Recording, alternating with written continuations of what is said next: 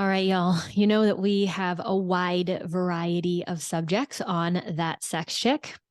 So our highest producing or our highest, most listened episode ever is about sex and relationships and marriage and pregnancy. Um, so that's number one, but it's with the particular person and a particular couple that most of you are. It's interesting. That one's number one for some interesting reasons. Number two most listened to and downloaded episode is our most taboo show yet. And that was with Hannah Deindorfer. And it was about her gangbang fantasy and what she did in order to get that fantasy into reality. And so, really interesting, wide range, even just between number one and number two. Smattered all throughout the last 3 years since the show has been releasing. The subject matter is quite literally all over the place.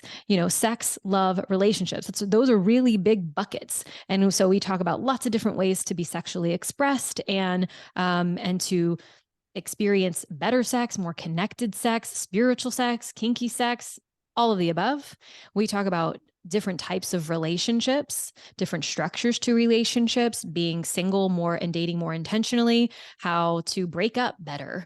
And so then how to consciously and intentionally choose monogamy. And so, while we've touched on the alternative when it comes to relationships, it's been a while since we've really gone deep into what is polyamory? What are open relationships? What is a metamor? Which some of you might not know what that is because I don't know if I've ever posed that question like that before. What is that? What is a triad? So and what are the differences between the two? And what's swinging compared to open relating compared to monogamish? There's lots of flavors when it comes to finding the relationship structure and dynamic that works for you in this current cycle and season of your life. Because I don't know if you're anything like me, but blink and all of a sudden you have different preferences and life looks different. And so, what you might want today in your sex, in your love life, and in your relationship might be different to 5 years from now, to 6 months from now, to a couple weeks from now. And so to go deeper into the conversation about the colorful range of what relationships can look like, specifically polyamory, we have Morgan on the show today. Hello. And Morgan, you have an Instagram and a brand called Chill Polyamory, which to me, I don't know if this is what you mean for it to mean, but it feels like chill, like kind of relaxed, laid back. Am I getting it right? That's my goal is that, I don't really have a stressful experience of polyamory anymore. And a lot of polyamorous media is very sensationalized. So I want to communicate. It doesn't have to be a big deal or stressful at all. And you say that it isn't for you anymore. So I'm curious about what did it used to look like? So I would love if you give us a little bit of the backstory as to how you wound up having a brand and a business where you're educating people on the different types of relationships, ways to love, et cetera. Sure. Yeah, I think I always felt like I care about people in a multiplicitous way. I never had a word for it. And so when I found the term, it was scary, but it felt right and all of that. And so this was around 2011, 2012 was when I first was exposed to it. And then I found people who were living the way that I thought would be a dream way to live, ask them how they're doing it. That's the basics of like, oh, I want to do something. Let me find someone who has what I want and ask, how are you doing it? So I was pretty private about my non-monogamous path for the first 6 years or so. In 2018, there was a panel, an in-person panel that I was asked to co-host on the topic. And I just saw the power of visibility. Like there were a few hundred people in that room and there were so many questions and there was such a hunger for examples. And I was like, I feel like I kind of have to talk about it now. I feel like I would love to be of service. And I also feel like I don't see a lot of examples, at least at the time in 2018. I didn't see a lot of examples of, relaxed ways of life around polyamory. And so then I started posting on Instagram, later on TikTok with Chill Polyamory. And it grew from there. People started to want to talk to me. And, I started a Patreon, so it just sort of built organically based off of the conversations from that point. So if your flavor of polyamory isn't so chill or is chill now, what's the alternative? Yeah, well, I think sometimes the word chill, at least in like our current our current context, can sometimes have a negative connotation of like trying to force yourself to be the cool girl, you know? And that's definitely not what I intend with it. Actually not having anxiety, it was my goal. And I'm a person with an anxiety disorder and like so much trauma and all of that. And so it felt like, I don't know if this is possible. I know I want to love this way and I do love this way, but I'm terrified. And so, yeah, I mean, it was a combination of a lot of work with community and with therapy, somatic coaches like EMDR coaches, things like that, that just working through things that were there anyway. My traumatic history was there anyway. My jealousies, my insecurities, my fears were all there anyway. It's just when we take the leap of faith of trusting that our partner will leave and come back, that can be incredibly activating. That can make us confront it every day. And so it is work, and it's work that I was willing to do. And the good news is you can move through it and get to the other side to a feeling of security and stability, regardless of if you stay non-monogamous. It's nice to have this stability anyway. Absolutely. I can imagine that there's a number of people, whether they're listening to the show because they're genuinely curious about what, alternative living and loving and alternative relationships, whether they're generally curious about that, what that could look like for themselves, or they're just listening to the show because it's another topic on the show and like, ooh, what are they going to talk about? There's people I'm sure that are hearing that and they're like, well, I'm in a chosen monogamous relationship and I want to know how to do all those things. How do I figure out how to do all those things? And it just, relationships can teach a person so much. I mean, going through, I think back in my history, and I don't know if you had this, kind of phase or time in life where it's like I was dating or I was in relationships and then kind of pulled back and was like, I need to do some me work, but I can take that time and take that space and realize that, oh, I was in relationship after relationship and I was identifying that with that relationship and I was deriving my validation and my self-worth and my self-esteem and all those things based off of how that relationship was happening and unfolding. And then also to the degree that I can control it as well. And so then there's the moments where I'm like, oh, I need to like pump the brakes here and literally learn what I like and what I want and what kind of life I want to live and what kind of way I want to love and all those things. But then that can only go so far before you're ready for the next lesson that you can't necessarily get unless you're in, then again, a relationship, and your traumas or triggers or things that you're still working through, they come up, they come to the surface to work on and work through. So I feel like there's benefits to both of those things, like going within and taking space, and then also like what is here for me in the realms of relationships.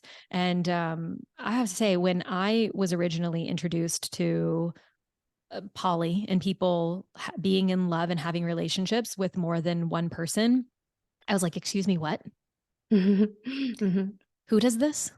Like polygamous cults. Like Aw. that's all because I grew up Catholic. I grew up in South Louisiana. Mm-hmm. And so I only understood like you wait to be sexual until marriage, but the vast majority of us were not waiting. And so we were all damned to hell. And it only looks in this kind of way, but it looked this kind of way many, many, many, many years ago. Now we just do serial monogamy where it's like out with, like we only have one at a time, mostly ish. And that was all that I understood. And I was like, oh, this is, people are choosing this. When in reality, it seems like, when I individuated and traveled and all of that, and I was like, oh, I think they're just doing that because they think that that's what they're supposed to do, you Mm. know? And then the curiosity of like, what else is there? And so my introduction personally into this kind of way of um, being, first off, I started dating someone that was like, have you heard of ethical non-monogamy or consensual non-monogamy? I was like, what? No. But then he gave me Sex at Dawn. And so then that was the moment where I read, I listened to the 20 something hour audio, and I was like the whole time fascinated, like, oh my actual goodness, what is this? What is happening? And that just like cracked me personally wide open. Follow that with the ethical slut. And then just like bam, bam, bam, bam, bam. I'm like, whoa, what what do I actually want to choose? Because now I realize like my whole life has been a series of decisions based off of religious upbringing and societal upbringing, the fact that I'm from the South, that all of my demographic and psychographic, elements to how I am, who I am. And I'm like, oh, this is what I'm deciding. But what do I really ultimately want in love and in relationship? And that was a big question. Eventually, I settled on mostly monogamous, intentionally chosen mostly monogamous because we still play with others. But we have the consistent conversation of what could it look like if we change our mind? Because here we are, 5+ years into our relationship, married, wanting to start a family, and we feel very protective of our bubble. But at the same time, we really like other people. I really love playing with women. And Jordan, of course, he loves the idea of a lot of it. But he's, I think, still up against the edge of what work do I need to do in order to actually be able to handle being able to bring this beyond just a novel sexual experience and into respect and love and care and consideration and compassion and like more beyond just, a surface level kind of sexual experience. So I would love to hear your perspective on, or how you would define rather, the various ways people could opt in to an alternative relationship. Sure. Yeah, I think it's really beautiful what you're saying around just questioning, is this my choice or am I on autopilot?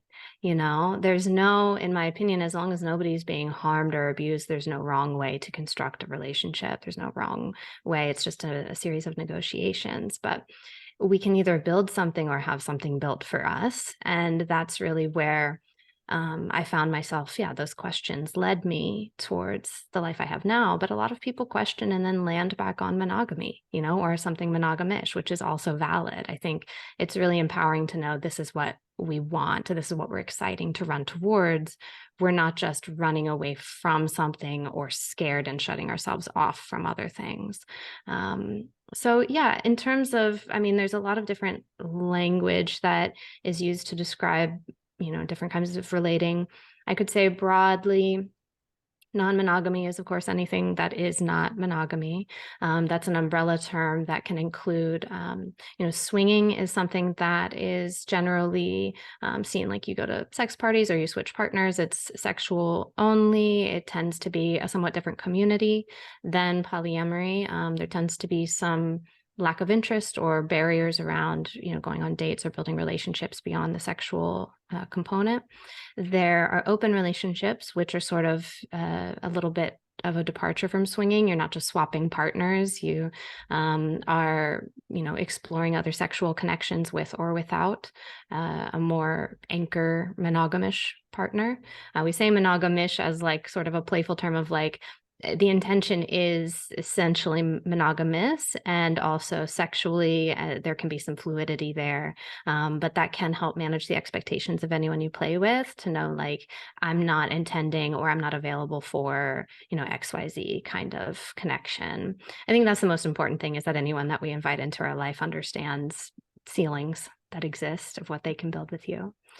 Polyamory, you mentioned polygamy, and it winds up being a stereotype or something that we confront somewhat frequently. And I understand why. Especially, I came from a very conservative background too, a lot of religious shame. Like we view these terms through the lens with which we were given, right? So I was defensive about that as well when I first entered non-monogamy, until I started learning a bit more about, polygamy being structurally about marrying multiple people. A lot of times there is a religious component. A lot of times there's a cultural, it's even like compulsory polygamy in some cultures. And I don't really look down on that. I think it's a difference of culture, and people are free to choose to participate in it. But polyamory, being we are free to explore and build one-to-one connections romantically. We can build and escalate romantic relationships in a variety of ways, have a child with this person, maybe live with that person, have multiple homes where we're based. There's infinite ways that can be constructed, but it's a bit more of a progressive autonomous, it's decidedly anti-compulsory anything, anti the norms, and very much about negotiating proactively what it is you'd like to do. So that could be a very small network, a very large network, that depends on the person. But I'm in the I guess I could also mention relationship anarchy, which is within polyamory. There, you might come across the terms hierarchy, non-hierarchy, and relationship anarchy.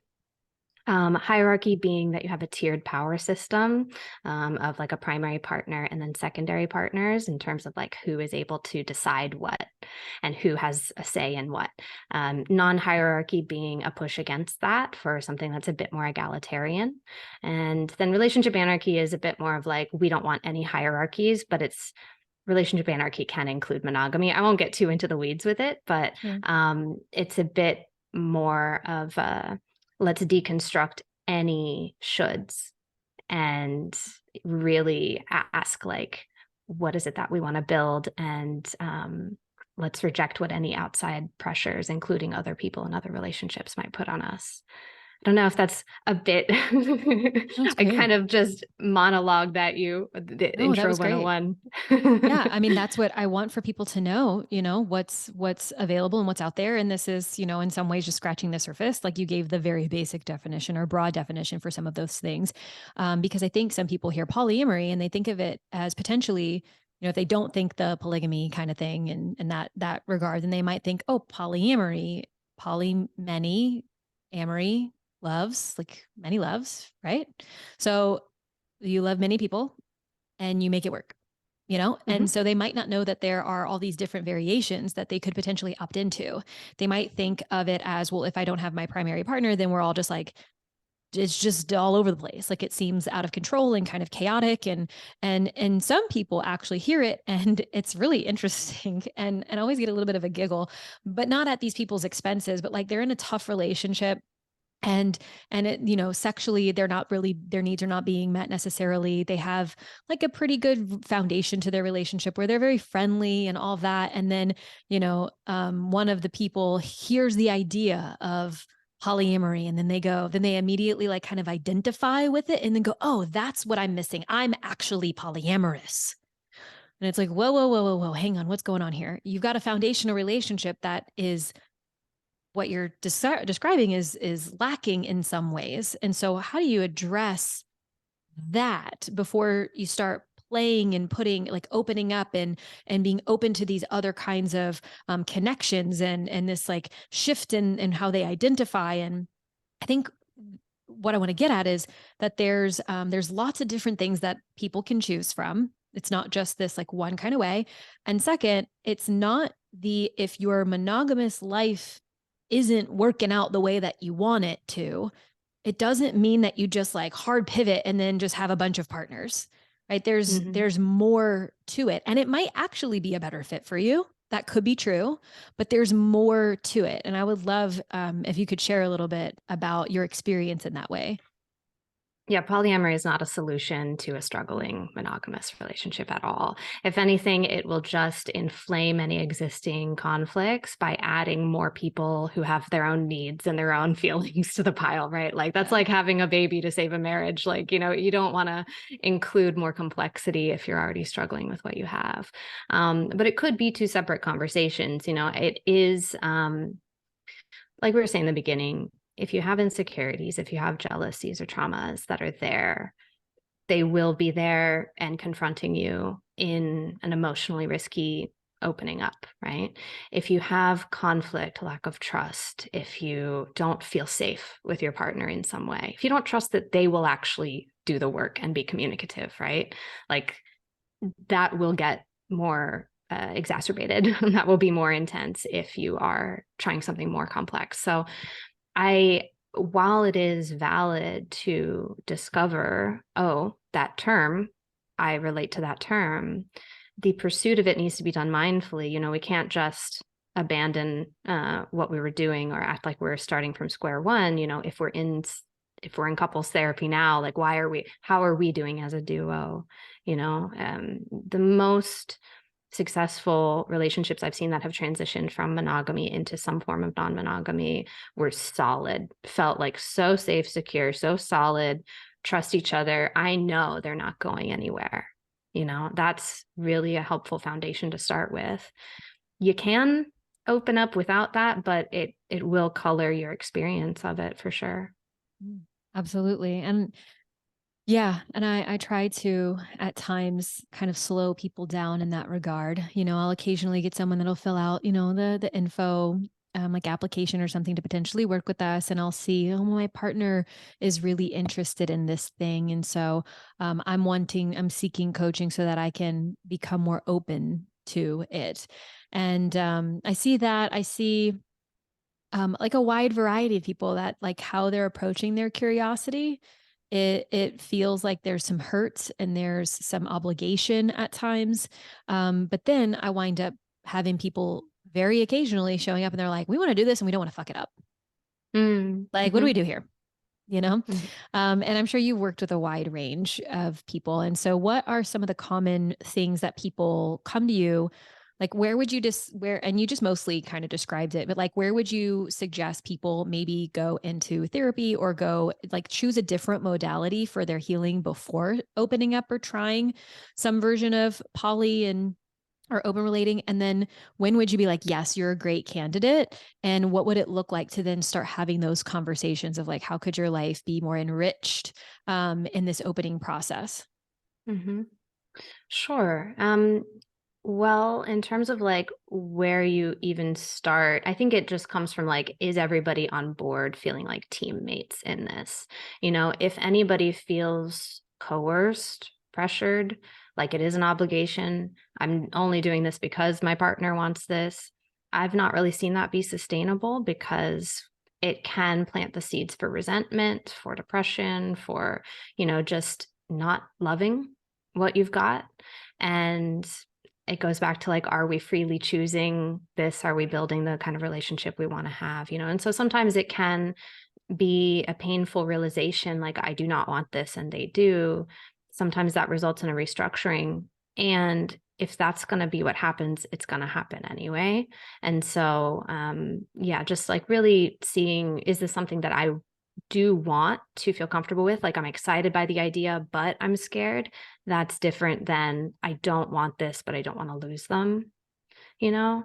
And so just really assessing what are my motivations for exploring this.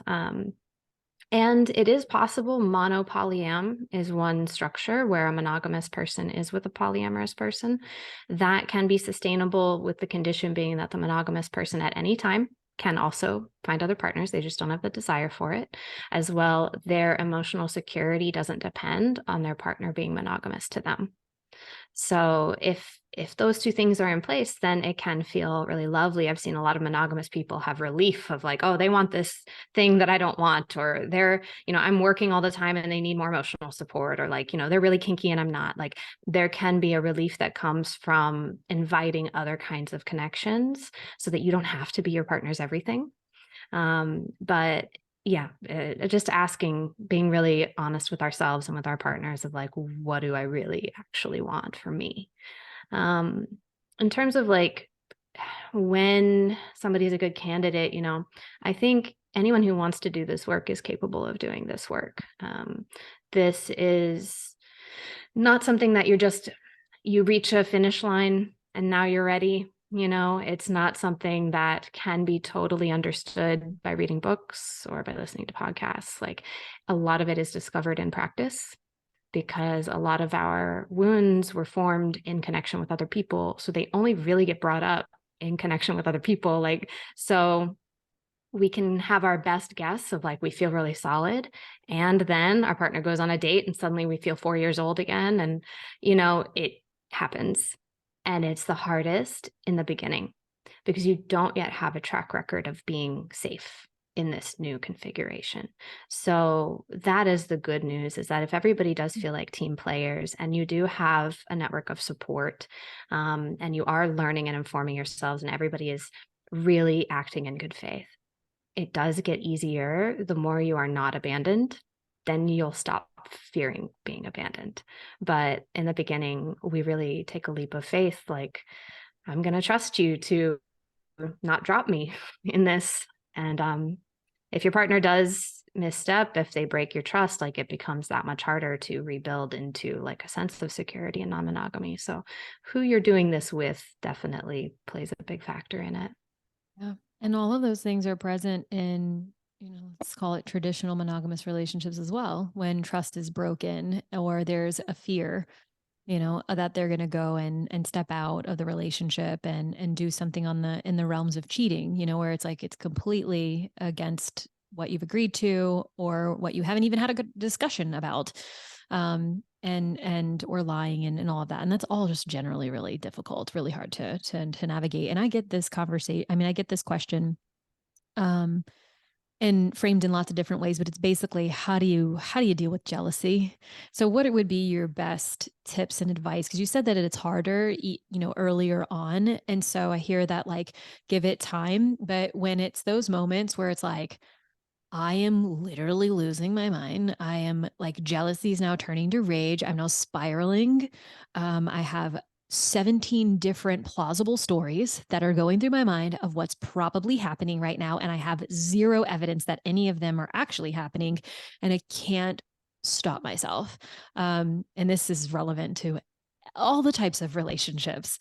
What would be your best advice? Yeah, I mean, there's a term that Jessica Fern, who wrote Polysecure, I think she might have coined the term. It's called primal panic, of this sort of visceral nervous system response that no matter how intellectually comfortable we are with something, even if we think we'll feel fine, our nervous system can react like we are about to die, And that is very real and that is valid, and it does not mean you're incapable of doing this work. It is one reason I say you gotta want this for yourself, because it's hard to work through this. And so if you're doing it for someone else, you won't want to keep doing it, like it won't feel worth it. Um, what we can do is have pillars of stability in place. Like, the bigger the change, the more I want to name what are my anchor points. My therapist, my friends who are not judgmental. Like, do I have weekly chats with my partner to check in? Do I have daily chats with my partner? Like, do we have regular date nights that as they go out and put an energy into meeting someone new, they also put energy into me, so I don't feel like I'm being left behind? Like, a lot of times people will worry, I'm not the fun one, I'm not the vacation partner, like I'm the sad, boring one at home with the kid, And so what can you do to prove your fear wrong demonstrably? There can be an active role in creating that track record and creating that security where you're building evidence, like a case against your fear. We don't have to, like, time helps if we use that time to create security with each other. Yeah, security is built, it is not found. So in terms of what we do with it, there's getting our, like, okay, so let's say your partner is going on a date for the first time on Friday night, and you have no idea how you're going to respond to that, right? And Oh, nervous and fine with it, consenting and scared, all and of also that. like a little turned on. And like it's That just all a clusterfuck. uh-huh. So yeah, so that's the first assessment. And then, okay, so what are you doing the day before? What are you doing the day after? Can you connect and reground with your partner before and after to remind your body, not just reassure you with words, but reassure you with actions, like you're being held, you're being loved on. Maybe you have sex to connect before or after. Some kind of way to remind your, like, in and amongst this leap of faith, you are still getting love, physically. Who are the people that you can have on call to text? Like, Friday night might be hard for me. So are you around? Can I text you? Can I call you? Can you distract me? Distractions and being busy can really help, because there is a degree of like, I just have to let the time pass because I can't do anything else at this moment. So a willingness to tolerate that discomfort and find a way to stay busy. A lot of people take themselves out on dates. Like, I'm going to do something my partner would hate to do, and I'm going to treat myself to that and, have my own special, exciting adventure of my own. And that can help to not feel like you're sitting home alone while they go have fun. So there are a lot of different like trial and error ways of caring and nurturing for that scared self. And then you compare notes afterwards, like, how did that go compared to, the next time that they go on a date? Was it better? Is it worse than last time? What helps, what didn't? We seek progress, not perfection. So the first time is the hardest, but it is also an information discovery, oh, apparently when you didn't text me when you'd be late coming home, apparently that's what sent me off.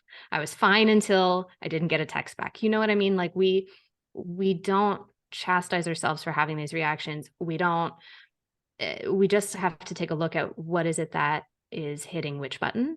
That's good to know. That's good information. So let me then create a boundary around, like, I'm going to really need a lot of texting communication. I'm going to need you to treat that like that is utmost importance, because apparently, at least for now, I freak out if I don't get it by this time that you said you would send it. And so that the minutia of that is really how we try to build stability in the beginning, if that makes sense. And so, yeah. Yeah, of course it does. And I think just, you're humans doing human things, and this is not for everyone. And it might be what's best for you, and it doesn't make it easier necessarily. You know what I mean? And so it might be the texty thing this time. And the next time it might be different. You might get all the texty things and it registers differently. And so I think that there's, having definitely a heavy dose of grace in it. Like, this is a challenging thing, and it might seem more challenging for one partner than the other. And that doesn't mean that the other partner is just an irrational mess.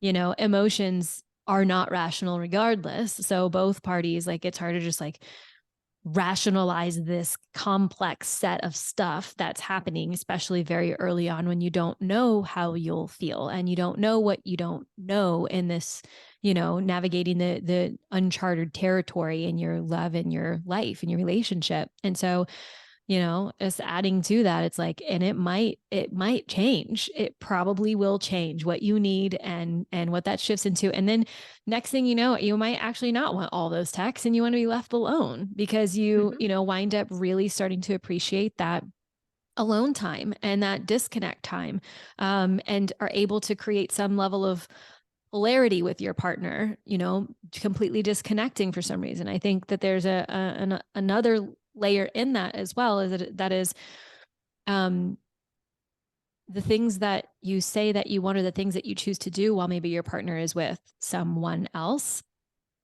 is that the things that you choose are not like an in spite of kind of energy.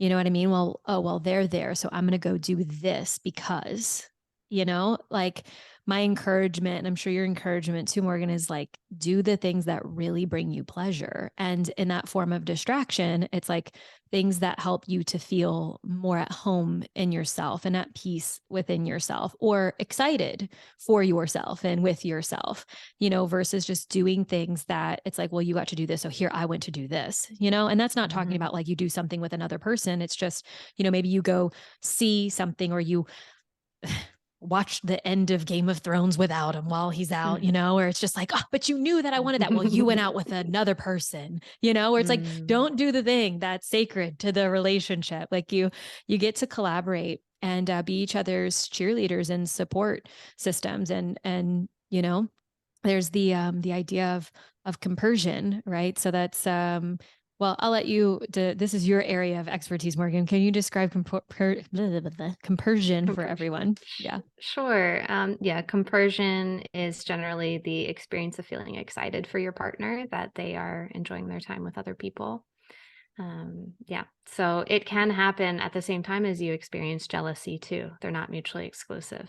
I did want to mention, about jealousy and how we handle it. I think it can be helpful to get a lot more specific with what jealousy is, right? So is it a fear that I'm not good enough? Is it a fear that I'll be abandoned? Is it an anger that I wasn't taken care of enough and now they're going to go do this thing? Is there, an anxiety? Is it like a panic response, there's a lot of different ways that we can use this broad term jealousy, and it means different things. Sometimes grief gets called jealousy, right? Of just like, I'm grieving the relationship that I thought I was going to have. And now I'm having to do this work to go in a different direction. And like, that can happen at the same time as being interested and excited. Like we can hold multiple responses at the same time. And that doesn't mean you're contradicting yourself. It means you're a person, a complex Right. person. So when we get a bit more specific beyond the word jealousy, is like what's underneath that.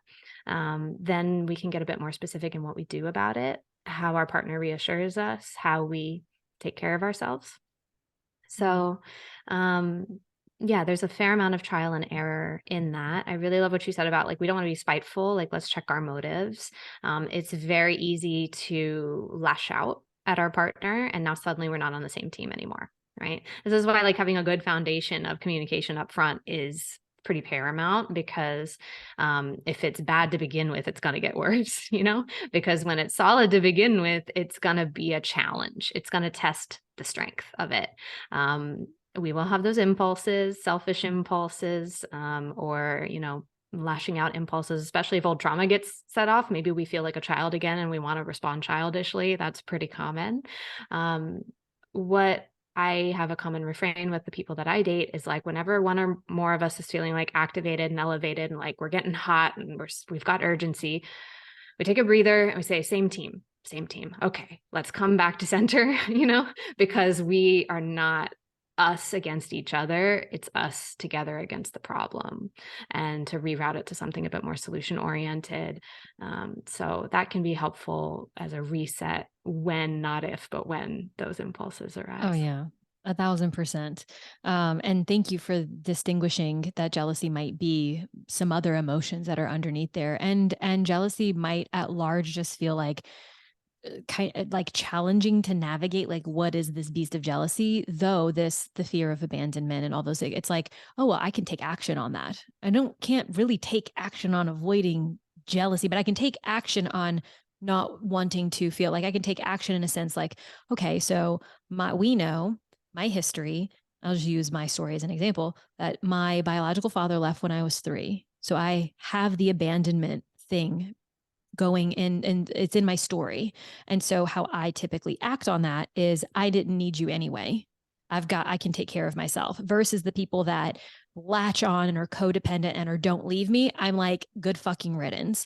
And so my initial reaction would be like well, we're done anyway, And so if we know that that's the thing that plays out for me, I know that this person that I'm opting to do this thing with is not my father, did not do those things.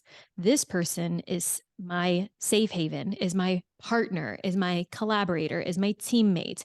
And we both can remind me. Now, how I'm reminded is also very important, because there are the times where, I am not your father. And I'm like, well, fuck you too. Like it really Right. just depends. Like we get to work together on like having the awareness around patterns and triggers and stuff that can come up, and then how we react to those things. And then like we get to make this what we want it to be, whatever it is, whether we're mostly monogamish, or we're open to playing with others, or we're open to dating others. Like this dynamic's going to come up every reconfiguration we might trial out, so that's incredible self-awareness, and I think that's an individual's responsibility. You can't pass that responsibility over to the other person. Well, you should have known.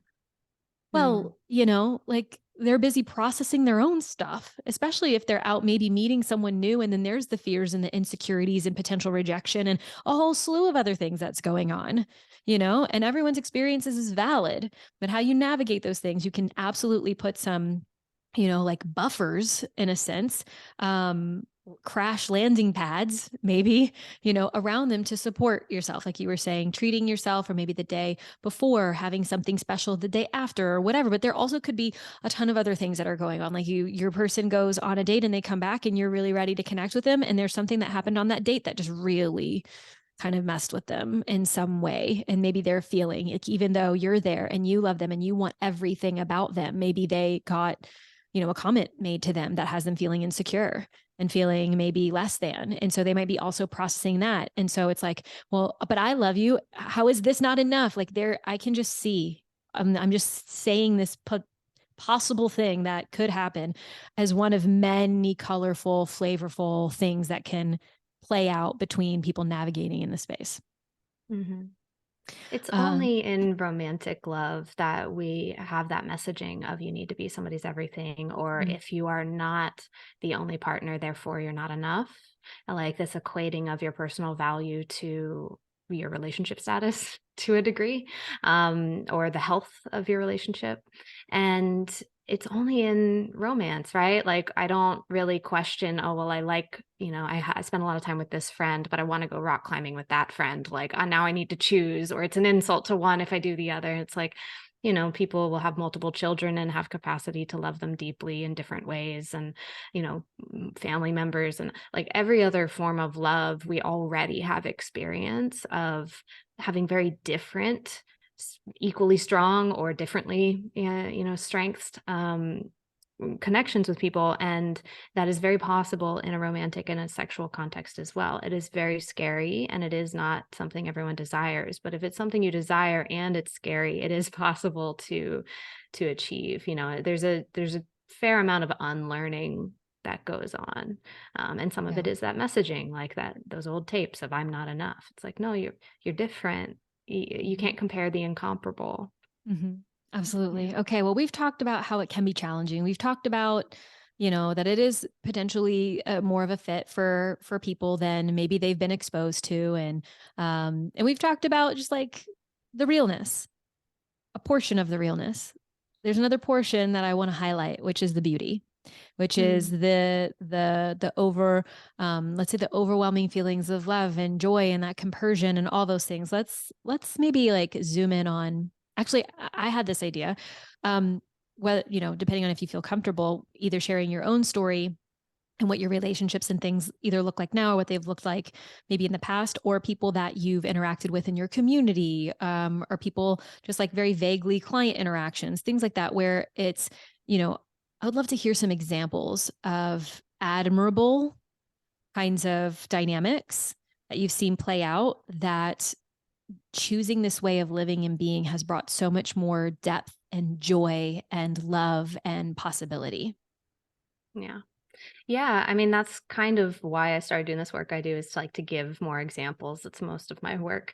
Um, so yeah, I think from my own experience, at least present day and in the last few years, relationships can fluctuate a lot. I've got a relationship that is currently 9 years long. I have one that's 5 years long. I'm dating here and there. There's a connection that some people call a comet, which is somebody you see like once a year or once every couple of months or something, Oh, that I had a few um, comments back in the day. I like that term. yeah. Yeah. And we're always finding new fun terms to describe things. But um, so what I really love is the sense of safety and security that I don't feel threatened anymore. I would say that is a big, beautiful part of it. Like, I don't really have a desire to do certain kinky things with the partner that I live with, right? We both tend to be a bit more like submissive. And so it's not as compatible. And so there was a lot of insecurity around that, of like, somebody else can provide you something that I can't, therefore they're better. That part is my insecurity talking, right? And so through working, like talking it out with friends and getting that constant validation of like, no, what we have is really special and incomparable. And my desire to do other things does not mean I also love this any less, right? And so with the passage of time now, whenever he goes and spends time with people who want to like do different kinds of connections with him in that way, not just around kink, but like we don't really compartmentalize relationships, right? There'll be like he's going to Italy with one person, and that I get so excited because I feel secure, right? Like I'm so happy for him that he gets all of the things that he wants in his life, including what I have no desire to do with him or no ability to do, right? And it really takes the pressure off me. And then it really becomes not about me, where I just see this person I love getting to do everything that they want to do. And I feel really excited. And so compersion winds up being a byproduct of feeling safe. And it's nonlinear. It goes away again if I don't feel safe. And I'm going on a date this Friday with somebody who's just in town for a week. And, he was like helping my partner that I live with was helping me pick out an outfit. And there's just a lot of like wholesomeness and warmth and, a lot of enthusiasm and curiosity. Like, what will you discover about yourself that you never knew before? I'm so excited for you to find that. And yeah, usually I go on a date and I come back loving my other partners more because I'm in this capacity of like abundance. It's additive. It's not one instead of the other. It's like I went and did this thing and now I get to come back to some of my best friends and tell them, and I'm so excited and I love that our relationship lets me do this, and it's so full and glowing. And so I think that's also helpful to remember, is that it can be additive and abundant. It's not there doesn't have to be scarcity in how we love people. Yes, that feels good. Feels good to hear. And the kind of back to you don't love one of your kids less. You might like one of them maybe marginally a little bit more, depending on what they're up to, but like the love overflow. So I would love maybe a couple of examples of just various dynamics that maybe they're from your imagination, or maybe you've experienced them, that are other people, that it's like this person and it's like maybe it's this couple and then it transitioned to this way and then they realized it worked this way better. Because my last question for you of our show, which I'm sad about because I really like just continuing to get into the in-betweens and like what's going on here. And it is how does someone best identify what their ideal relationship style is? And I believe that that's possibly a trial and error kind of thing, trying something and then figuring out all of that. And I would love, some examples. Sure. Well, what's cool is that it can be a negotiation depending on who's involved. So we can know for ourselves, like, I would like to live with a person or people. I would like to have kids. Like, these are experiences I would like to have. And I'm open to whoever I meet that feels like the move to do that, right? It doesn't wind up being this, railroad of like, I meet this person, therefore they have to be the one I live with. And, again, not being compulsory. It's really exciting when all those things do align. So yeah, I knew that I didn't want kids. I knew that I did want to cohabitate with partners, or one or more. There's a fluidity. I currently only live with one, but if we meet more people, it's like, okay, cool, let's talk about it. And he does want kids. And so whenever he finds the person he wants to have kids with, maybe goes and lives with them, maybe splits time between the homes, maybe moves out, and I'm cool with that. Maybe I like them and I come, right? Like, there's a lot of variables depending on who it is. I currently, I'm dating this woman that she's a mom with 2 kids. Like, she's got a few other partners. So we only see each other once a month. And we talked about that. Like, hey, what works, what logistically works, and what do we want to do? Like, there's not this intensity, there's not really an agenda. We just like spending time together. So let's do this once a month thing and see what we see, and that really relaxed approach. I have a partner that is long distance, that we have a lot more planning around when they come. I'm going to spend just a solid week with them, 24/7, to compensate for like the asymmetry of like, I never get to see them. I have not personally been in a triad or a quad, but that it tends to be, like, at least in the media, the most represented form of non-monogamy. And I find that to be one of the more complex forms of non-monogamy. You cannot force a triad into existence. I'd say a lot of couples open up looking for a third, thinking that's the logical next step. But to find somebody that feels equally attracted and in love with both of you, that's so rare. That's why they call them unicorns. And so, but that can happen when people date separately and then the partner meets each other and, sparks fly. Like, that can absolutely happen. But yeah, in general, we use the term polycule, sort of like molecule of our connections are linked in these extended ways, and they can shift and change. But there's no shoulds, there's no musts. I might want to do something activity based. I might want to have regularity. I might want to, build a business with somebody, and that's what we do. It really depends on, letting the relationship arise out of what the connection says it wants to do, rather than what I think I should impose on it, if that makes sense.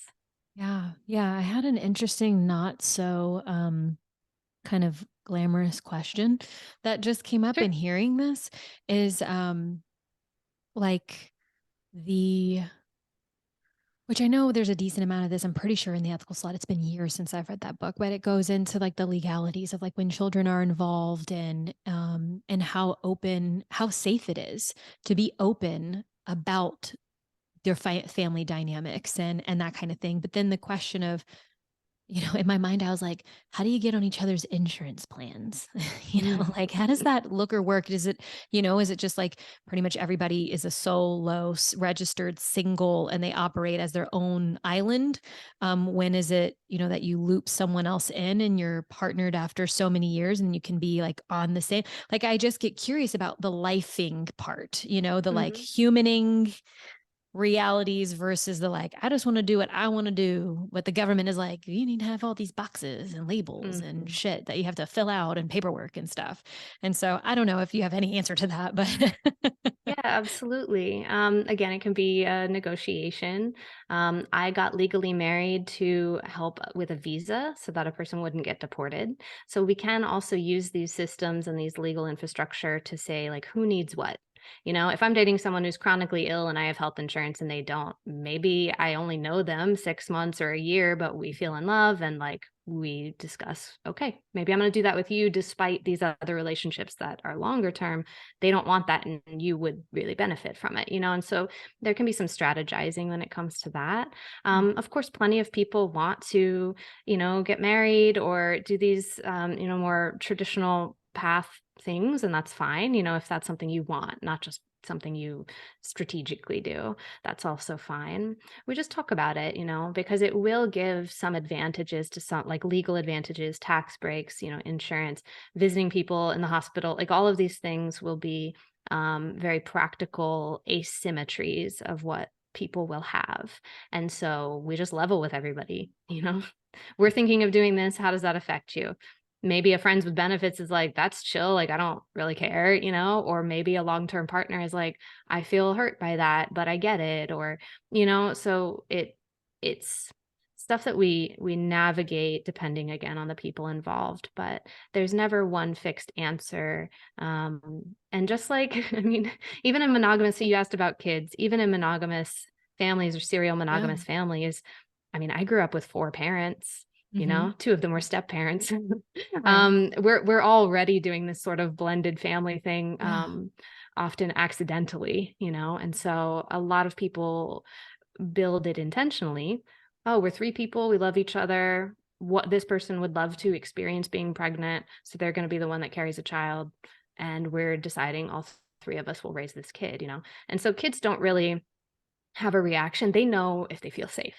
They know if Right. they feel loved. They know if they Right. see communication, right? They're not born with these norms of what's weird and what's not. And there are different like age appropriate ways to describe what you're doing, just like you would with monogamy, just like you would with sex, right? And so there's absolutely really beautiful families that I've seen thriving within non-monogamy. Just, yeah, depends on how your communication is and if everybody's needs are being met. Beautiful. Morgan, thank you so much. Yeah. Um, I love how many, various topics within the topic we were able to cover in this kind of way. And I feel, well, the first thing that just came up whenever I started the I feel is like if I can have people start opening up to the possibility of fulfilling a gangbang fantasy, then I can sure as shit bring somebody on to talk about polyamory and hopefully open them up um to being curious, And so I feel like we really did, before I hit record and I was like, this is what I really want to have for them. I don't want to scare Mm. anyone, but I would like to inspire people and especially leave them very curious. And I think that we achieved that today. I hope so. Yeah, thanks I so much hope for so. having me. Yeah, I hope so too. And so, you listeners, now I'm talking directly to you. Big fan, big proponent of just question your choices. Not that you have to like break it all down and then go, oh my gosh, I have to choose something different. But like, are you doing your life and your love in a way that feels really good in alignment for you? Just, to me, it's like having this conversation and being excited to have this conversation doesn't mean I want to push open relating or consensual non monogamy or polyamory onto any of you. But I'd like for you to ask yourself the question, the life that is around you, that is unfolding, is it intentional? Are you really choosing that because it's what's right and what's good and what feels the best for you?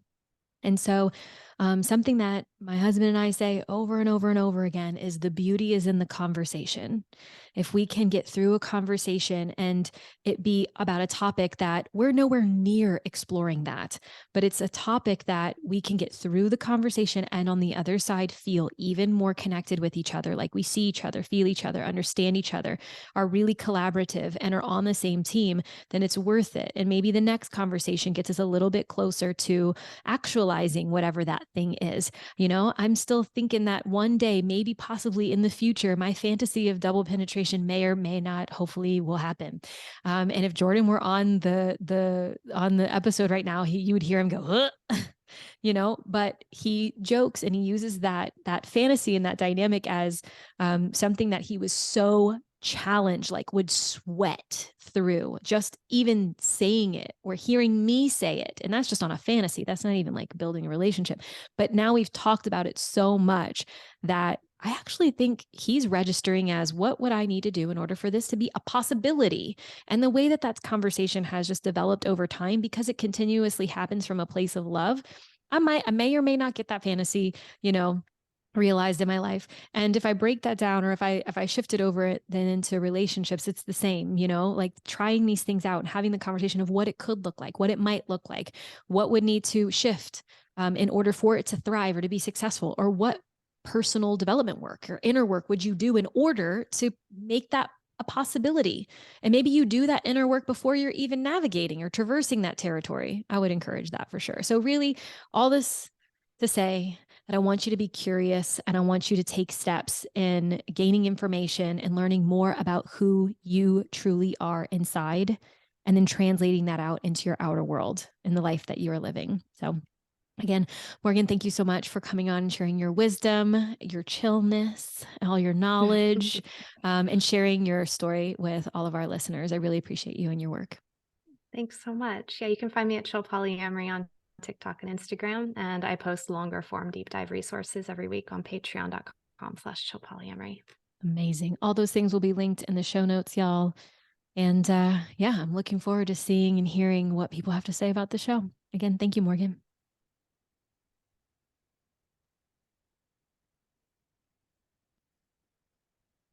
All right.